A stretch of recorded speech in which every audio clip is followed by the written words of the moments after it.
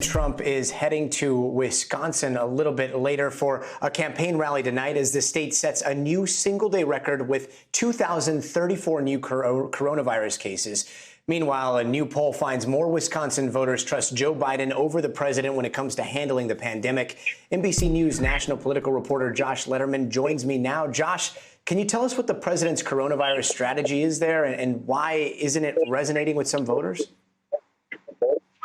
Well, Gotti, if you want an example of how the president's attempt to try to change the conversation to his law and order message is not yet doing what he wants it to do, you look no further than right here in Wisconsin. It's just a couple of hours from here in Kenosha, Wisconsin, where the president has sought to use the unrest there to try to drive home this message about the danger that he says will come to the suburbs if he's not reelected. But we're seeing that so far that's not working for him. Even here in Wisconsin, new polling showing that he and Joe Biden are viewed similarly, even when it comes to the issue of who is best to handle issues of safety, security, and law and order. So the president will be coming here to this county in the middle of Wisconsin, where, as you mentioned, coronavirus cases are increasing. The county health department warning about a significant rise in recent days. He'll be landing here in a couple of hours. Again, the masks will be encouraged by the Trump campaign. They're not being required. As we've seen people streaming in here behind me, we've seen a lot of them not wearing masks. We'll have to see if that changes as more and more people show up here in the next couple of hours. And you've been talking to people there ahead of tonight's rally. What are some of the things they're telling you? Well, everyone here that we've spoken to a T, was aware, Gotti, that the president was coming. There was nobody here who is not very attuned to the fact that he is making this big visit to an area that is pretty rural. It doesn't get a lot of visits by presidents, although it's interesting, President Trump actually came to this very airport hangar 2 years ago to rally in the midterms. He was joined at that one by Paul Ryan back at the time. Ahead of this visit, we've been talking to folks here who have been saying that they appreciate the right of the president to come and that they understand everyone should have a right to express their political views, especially before an election. But they are concerned about some of the lack of precautions that they see taking place here. Take a listen to what they had to say to us. Because I have 3 small children in elementary school. My youngest is 4, and I can't have them isolated again. They need that social interaction, but every single day I see all these people not wearing their masks. You know, and I work at a gas station, so I see people constantly coming in and out, and even with the signs on the doors saying masks are required, nobody does. The president has been questioning whether masks work. Do you think that has an effect on people here in Wisconsin choosing not to wear a mask? Yes, I do think, because, I mean, even just on my walk to the bus stop in the morning to drop my kids off, you see all these, you know, Trump signs. So a lot of people are, you know, taking his word for it.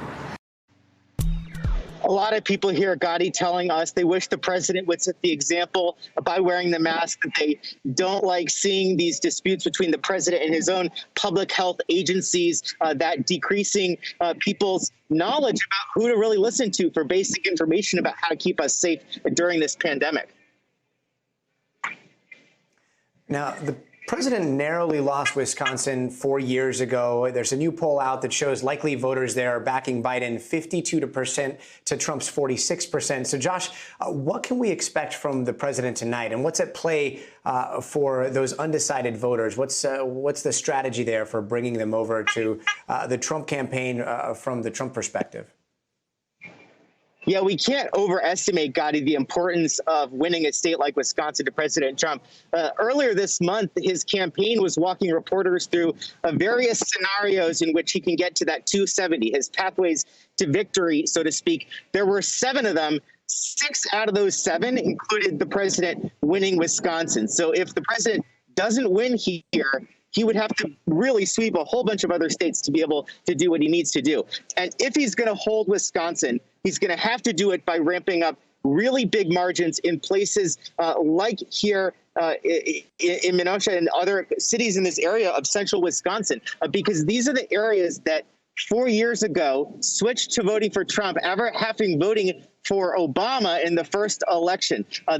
Trump was able to do that in large part by driving up huge margins among white voters here in this area. So far in some of this recent polling, we're seeing that white women in particular, as well as older voters, they're now breaking for Joe Biden. So that makes a lot of ground that President Trump is going to have to keep up if he's going to be able to try to win here. But we do expect, as he's rallying here tonight, him to return to some of these law and order messages that we've heard so much about, as well as trying to change the conversation away from the virus response to be more about the economy and what he sees as his efforts to revive it, even despite the challenges imposed by the pandemic. The Trump campaign, they're on TV here in Wisconsin with ads hitting Joe Biden on the economy, suggesting that his trade deals have been really damaging to workers here in Wisconsin. The president's campaign hoping that they can convince folks here in Wisconsin that they're better off economically under Donald Trump, even with all of the challenges in the economy we're seeing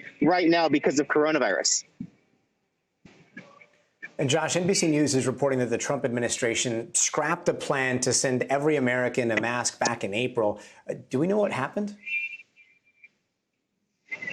Yeah, so this was a plan in which the federal government would actually be sending these masks directly to Americans. And according to an internal government email that my colleagues Laura Strickler and others at NBC News obtained, the White House, they put that plan aside. And instead, what they wanted to do, Gotti, was take those masks and give them to nonprofits as well as to state and local governments to distribute on behalf of the federal government. We've seen sort of a pattern of that by the Trump administration during the coronavirus response, in which the same, with ventilators, with other PPE products, where they wanted the states to take the lead in obtaining those products. And we heard criticism from a lot of governors that drove prices up because the states were essentially competing with each other. But in this case, that's what the federal government decided to do with this mask program. We are hearing from HHS responding to this, pointing out that at this point, masks are widely available and most Americans can get them cheaply and wherever they need to get them.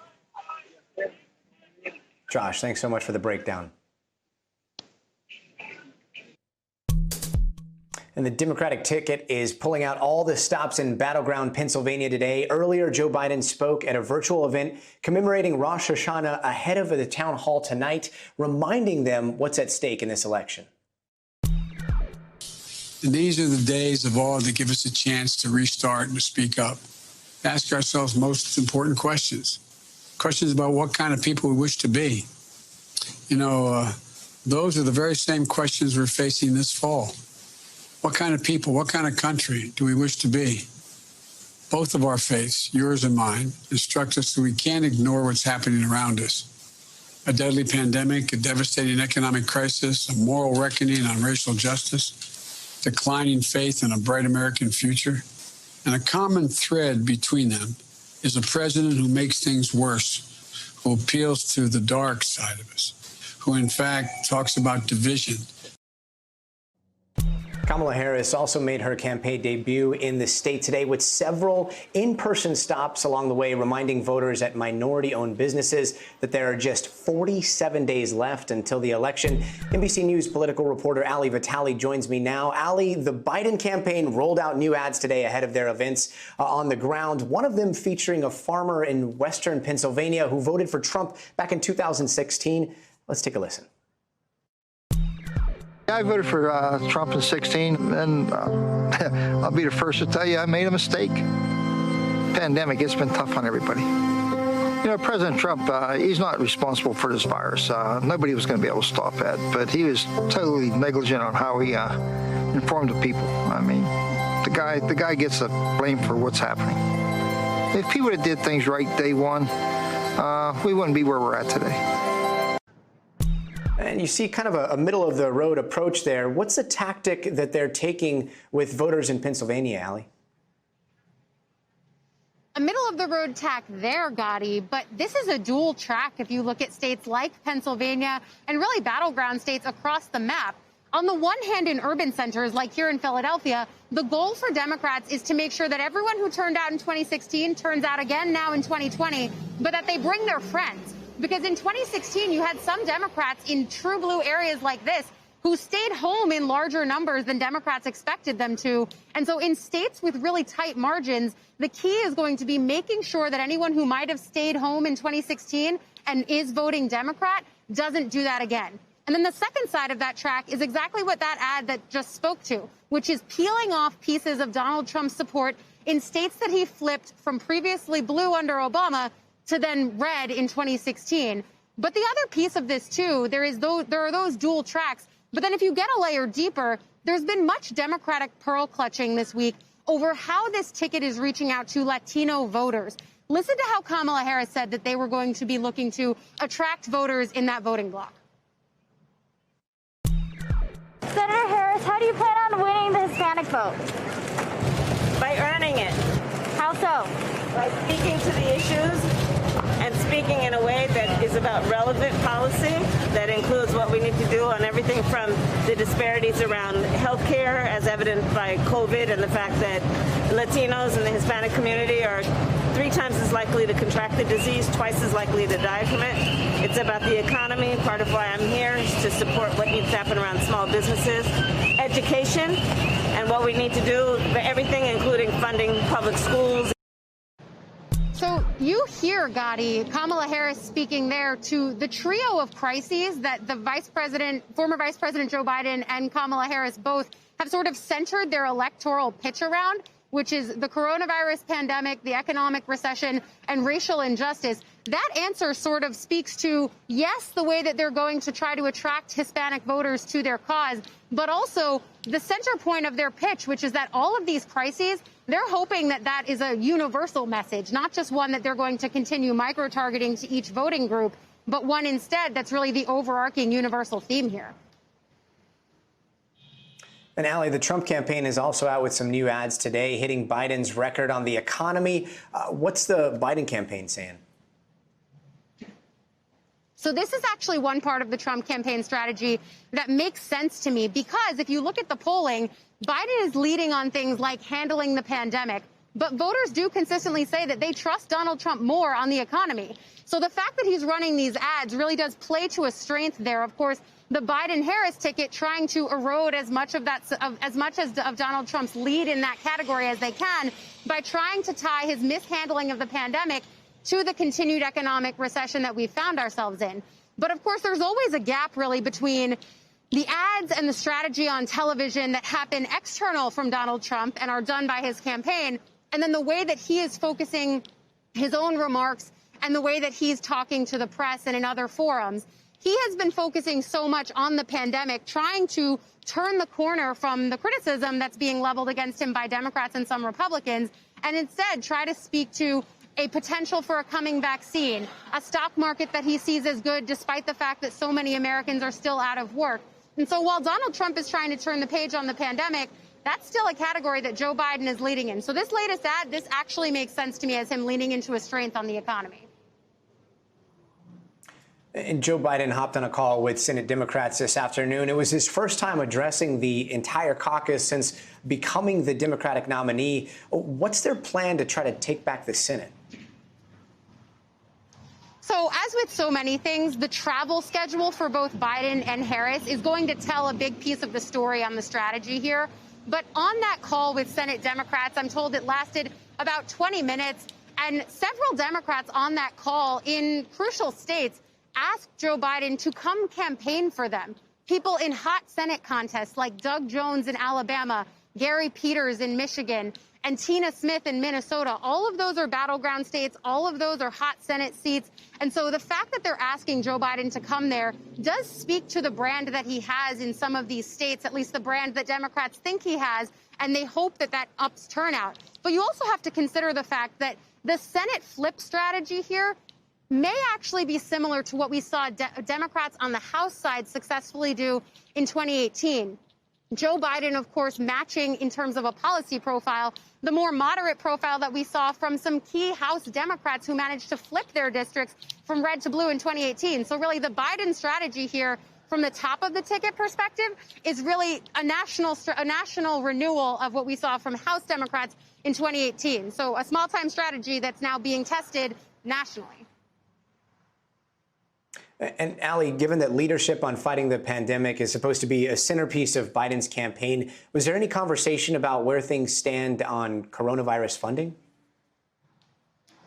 Well, those are really inextricably linked things. And as I was talking with our colleague Chuck Todd today, I was mentioning the fact that Joe Biden is really painting this picture that Democrats are going to be the people who are painting a governing message. They are going to be the ones who can govern and strategize a way out of the coronavirus pandemic, drawing that contrast with President Donald Trump. There is a flip side to that, though, because if you want to be known as the group of people that's going to govern their way out of a pandemic, sure, Biden is not the president right now, but there is a majority for House Democrats right now. There has been a lot of deadlock, frankly, over getting to this next round of coronavirus funding. Republicans and Democrats both really dug in. But what I'm interested in is we've started hearing from frontline Democrats, those same people who in 2018 managed to flip their districts red to blue. We've started hearing from them that this lack of action on coronavirus, they're nervous that that's going to bleed into their reelection chances. Many of them not citing the politics, saying, hey, we came to Washington to do something. So frustration really starting to boil over here. And I'm interested in if this is the flip side of the Democratic messaging. They want to strategize out of coronavirus. I'm interested in seeing if Republicans start trying to make that a double-edged sword for them. Thanks so much, Ali. Thanks, Scotty. FBI Director Christopher Wray says Russia is trying to influence a 2020 election again. Here's what Wray said during a House hearing on Homeland Security today. The intelligence community's consensus is that Russia continues to try to influence our elections, primarily through what we would call malign foreign influence, as opposed to what we saw in 2016, where there was also an effort to target election infrastructure, cyber targeting. We have not seen that second part yet this year or this cycle.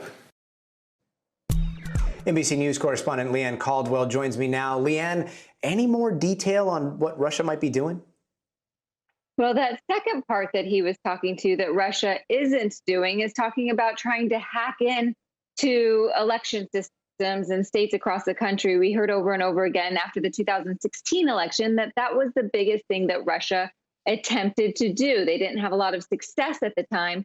But this time, Gotti, they are engaging in very deep and sophisticated misinformation campaigns on trying to divide the country by ideology, spreading conspiracy theories, those sorts of things that cause people to question what is happening, especially at the presidential level and especially on cultural issues as well. They said that Russia is also trying to harm Joe Biden in those respects as well. And so Russia has not stepped aside for this election, even though the United States has done a decent job of trying to secure the election system as a whole. But as far as this disinformation component, has a lot of work to do, Gotti. And Wray was also asked whether the FBI is investigating Antifa. How does the FBI see Antifa versus the Trump administration?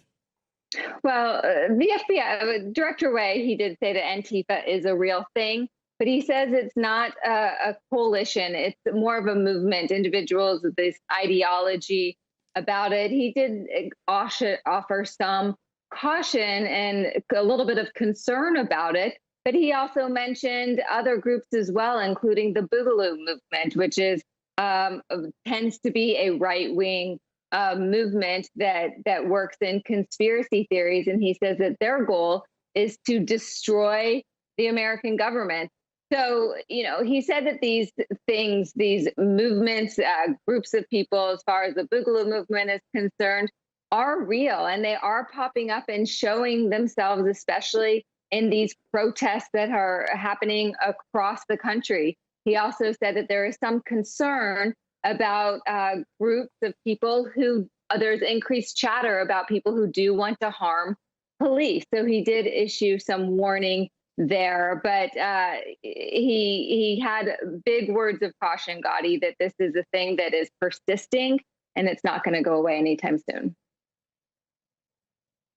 And Leanne, yesterday we heard the CDC director say that masks may ultimately protect us more than a coronavirus vaccine. The president later said he was confused. What are lawmakers on Capitol Hill saying about this public disagreement between the president and the CDC? Well, Democrats are beside themselves. They are saying that once again, the president is putting his own political interest ahead of science. As far as Republicans are concerned, they are tending to take the side of the president. I asked the Republican leader of the House today who he believes, Dr. Redfield or the president. Let's take a listen and hear what he had to say. If I just take the words of the CDC and the president is right. You say Redstone said one thing, the president said the other. What I think has happened here, because of Operation Warp Speed, things are moving so quickly that we are able to do things that we haven't done before, but making sure we test every ability of going forward so it's safe and it's effective. I think one of those two individuals had more information than the other, and that was the president. Leader McCarthy is a very close ally of the president. He has been for quite some time, talks to the president almost on a daily basis. But I will say, Gotti, I was a little surprised when I first asked the question. I thought that he was going to talk around it and not answer specifically so directly that he trusts the president over Dr. Redfield when it comes to these issues. But there you go. He did say it. And, you know, this is obviously a political issue. We're 6.5 weeks away from Election Day. And Leader McCarthy's answer completely proves it. Gotti. Yeah, no mincing of words there at all. Thanks so much, Leanne. Thank you. By mail or in person, make sure you know how to vote in November. NBC News is here to help. We've got a new state-by-state guide called Plan Your Vote. It has information on voting rules, deadlines, and restrictions by state. You can check it out at nbcnews.com/planyourvote. Hey, NBC News fans, thanks for checking out our YouTube channel. Subscribe by clicking on that button down here and click on any of the videos over here to watch the latest interviews, show highlights, and digital exclusives. Thanks for watching.